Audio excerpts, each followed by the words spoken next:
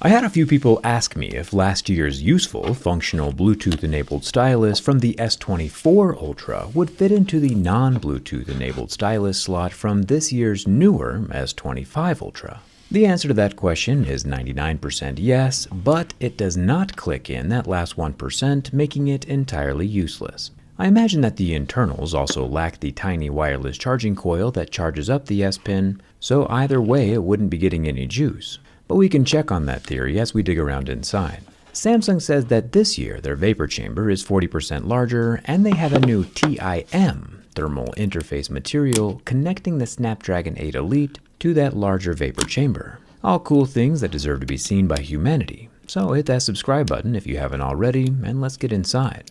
We learned in the durability test video that the rings around the camera units themselves are just glued in place and removable by razor blade. I really don't think these rings will ever fall off on their own, but it is an interesting design choice. To get the glass out in one piece, I'm going to use a lot of hot air.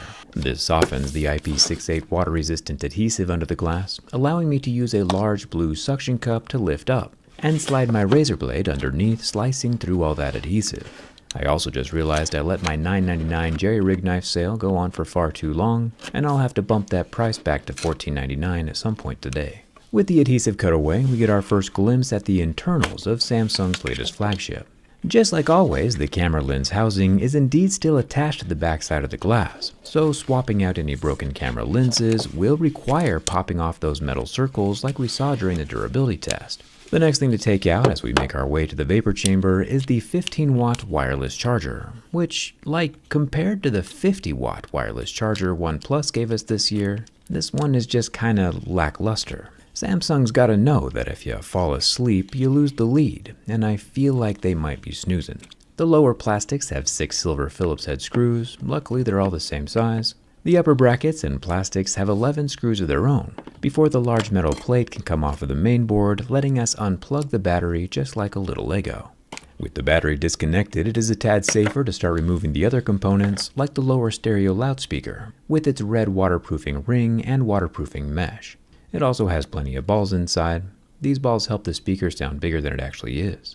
I'll take out the SIM card tray next. I'm still slightly bitter about the no expandable memory thing, and then I can unsnap the 3 long extension ribbons that go from the lower board over the battery to the main board. Now, the real reason that the older Bluetooth S Pens won't work on the newer S25 is mostly because it just doesn't fit. However, I can't entirely rule out a Bluetooth S Pen upsell at some point, since for some reason Samsung has still included the inductive charger over the S Pen dock. This could of course just be here to sense if the S Pen is inside the phone or not. However, if we look at the same inductive charger out of the Samsung S24 Ultra from last year all the way back to the Note 10, which also had an S Pen that needed charging, they look nearly identical. So it's not impossible that it is capable of charging up an S Pen. The S25 Ultra appears to be able to give power, although the S Pen with no battery cannot receive it. And Samsung might upsell a Bluetooth-enabled, battery-included S Pen in the future. You can even see right here on my X-ray skin the exact point where the coils of the S Pen sit under the inductive charger. The X-ray skins are almost cooler than the phone itself. But if we look at the teardown skin instead of the X-ray skin, we can get a better look at the inductive coil from the S24 last year. You might be like, hey Jerry, did you just put the S24 teardown skin on the back of the S25 glass? And yes, it's not my fault Samsung didn't change anything. But by the time you're watching this, the real S25 skins should be finished and live at the link in the description. One really cool thing that Samsung has done this year is with the battery. And no, they didn't increase the capacity or charging speed or anything, but they did get rid of the battery adhesive entirely, which I'm a huge fan of.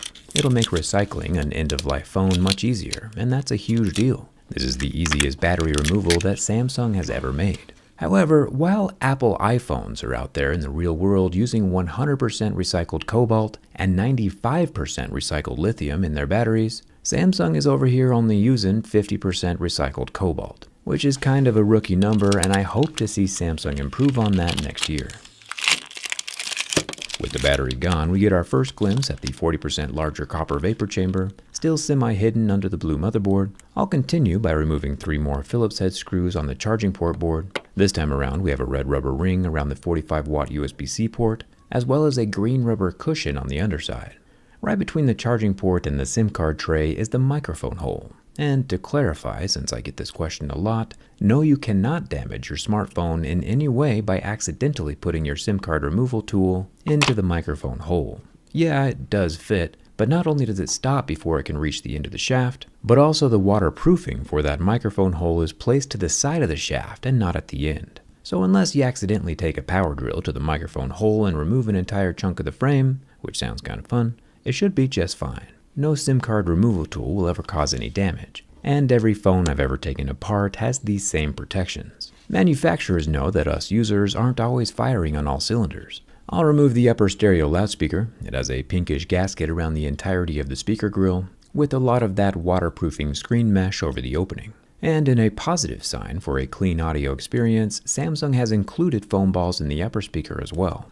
I'll remove the 5G antenna plug, the front-facing camera ribbon, and the 2 screws holding in the camera modules. Then the whole dual-stacked motherboard can come up and away from the phone body. Jiggling the top 50-megapixel ultra-wide camera reveals it does not have OIS. The 200-megapixel main camera has optical stabilization through the roof, thumbs up for that.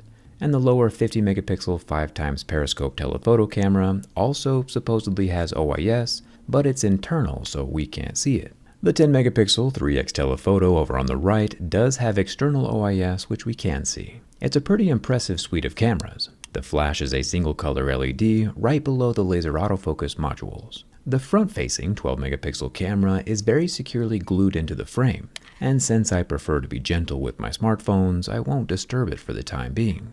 One thing Samsung mentioned during the S25 Ultra launch event is that they have a new thermal interface material, or TIM for short. The tailored TIM material helps cool the internal processors by keeping a gapless connection from the chips to that large vapor chamber, making heat transfer faster. Air is actually a pretty good heat insulator, which is why jackets are puffy and socks are fluffy. Any air gaps near the processors would inhibit that heat transfer, where this thermal TIM stuff lets the heat pass to the vapor chamber with no air to get in the way. My phone will probably still function without it, of course, since it's not essential to functionality. It'll probably just throttle sooner since the thermal paste is gone. Hopefully we'll find out here in a second.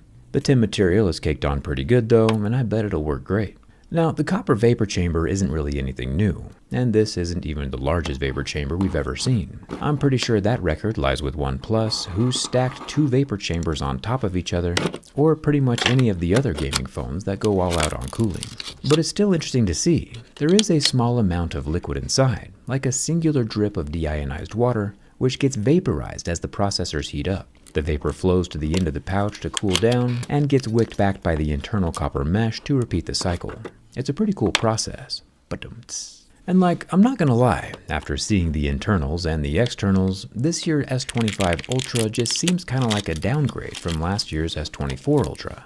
Smartphone manufacturers talk a big game about recycling and saving the planet, but the biggest thing they could do for Earth, by far, is to just take a gap year. Skip trying to sell us new and improved buzzword-riddled smartphones every year when it's just really not all that different, and in this case, worse than last year. Smartphone marketing would be a heck of a lot easier if we went back to the biannual upgrade schedule. Can you imagine the hype of a new Samsung phone after 2 whole years of cooking in silence? Anyway, those are just my thoughts, but I'm just a dude with a screwdriver who can usually put things back together.